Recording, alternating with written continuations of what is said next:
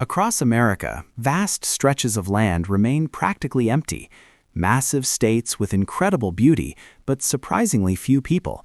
So let's start with one that defies expectations. New Hampshire looks like a screensaver in real life.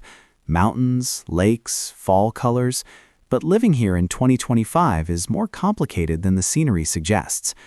Its population is only about 1.41 million people, placing it in the bottom 10 nationally and well below most East Coast states. The median home price is now above $520,000, putting it among the most expensive housing markets in the country and far above the U.S. typical home value of about $371,000.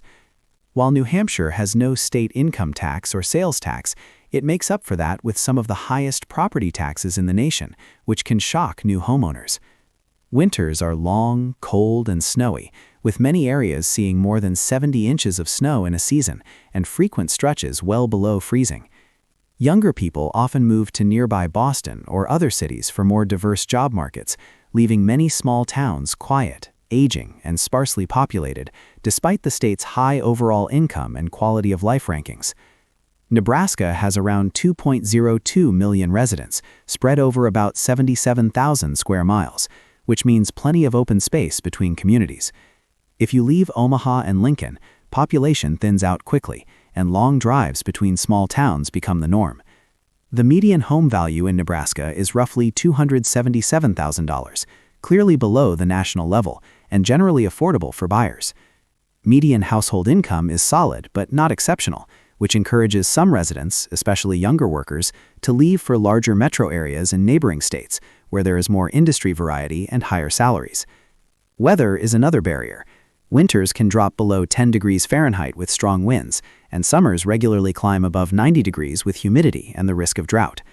The state also sits in Tornado Alley, with multiple severe storms every year, which can make rural life feel exposed and risky. Maine's population is just under 1.41 million, and it has one of the oldest median ages of any state, reflecting decades of slow growth and youth outmigration. Many younger residents leave for bigger job markets in Boston or beyond, and many of the people moving in are retirees or remote workers. Typical home values in Maine are around $401,000, higher than the national average, and especially expensive along the southern and coastal areas. Median household income is below that of nearby states like Massachusetts, which makes that housing cost and the high heating bills harder to carry for local workers. Maine averages heavy snowfall, and winter temperatures often drop into the single digits or lower, particularly in the northern interior. Rural communities can be physically isolated in storms, and job opportunities outside tourism, healthcare, and seafood industries remain limited, which keeps population density low outside a few hubs like Portland and Bangor. Vermont has fewer than 650,000 residents, making it one of the least populated states and ranking near the bottom for total population nationwide. Much of the state is forested, mountainous, and rural, with only one small city, Burlington, breaking 40,000 residents. Median home prices are now just over $406,000, high relative to incomes, and driven in part by strict zoning rules, limited buildable land in valleys, and strong demand for second homes and remote retreats. Vermont's median household income is respectable but not top tier, putting pressure on residents who face high housing, energy, and grocery costs. Winters are long, snowy, and cold, and rural roads can be difficult to maintain, especially in smaller towns. While the state scores very well on safety, environment, and community measures, the combination of limited job diversity, high housing costs, and harsh winters keeps population growth minimal. South Dakota's population sits under 925,000 people, even though it covers roughly 77,000 square miles, resulting in very low density across most of the state. Outside Sioux Falls and Rapid City, the landscape is dominated by farms, ranches, and small towns that can be hours apart. Typical home values run around $321,000, which is a bit below the national median, and median household income is moderate, but not among the top states. The economy leans heavily on agriculture, tourism around Mount Rushmore and the Badlands, and some manufacturing, which do not generate the same volume of high-paying jobs as big tech or finance hubs. Winters can be extremely cold, with sub-zero temperatures and strong winds, while summers can be hot and stormy, with a notable number of severe thunderstorms and tornadoes each year.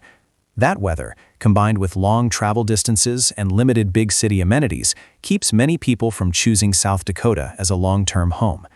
North Dakota has just under 800,000 residents, putting it in the bottom 5 for population. Most of the state is rural prairie, punctuated by a few small and mid-sized cities like Fargo, Bismarck, and Grand Forks. Typical home values are just under $290,000, which is more affordable than the nation overall, and median household income is relatively strong, thanks in part to high-wage jobs in the energy sector. But that economy is tied closely to oil and gas in the Bakken Formation, which makes the job market vulnerable to global price swings. Booms draw people in, busts push them away. Winter weather is famously harsh, with frequent temperatures well below zero and dangerous wind chills that can reach -40 degrees Fahrenheit or lower. The combination of extreme cold, rural isolation, and a cyclical energy economy discourages many potential residents from putting down permanent roots. Montana covers about 147,000 square miles, making it one of the largest states by land area, but its 2024 population estimate is only about 1.14 million people. That gives it a very low population density and huge stretches of land where towns are far apart. Median home prices in Montana are around $467,000, placing it in the upper tier of U.S. housing markets, despite its rural character. Median household income, while improving, still trails many coastal and urban states, which means local buyers can be squeezed by rising prices driven by out-of-state demand. Winters are long and cold, especially in the interior and higher elevations, with temperatures that can drop well below zero and heavy snow. Summers bring wildfire risk, smoke, and sometimes evacuations. Broadband and services have improved, but are still inconsistent in very rural areas, which adds to the sense of remoteness.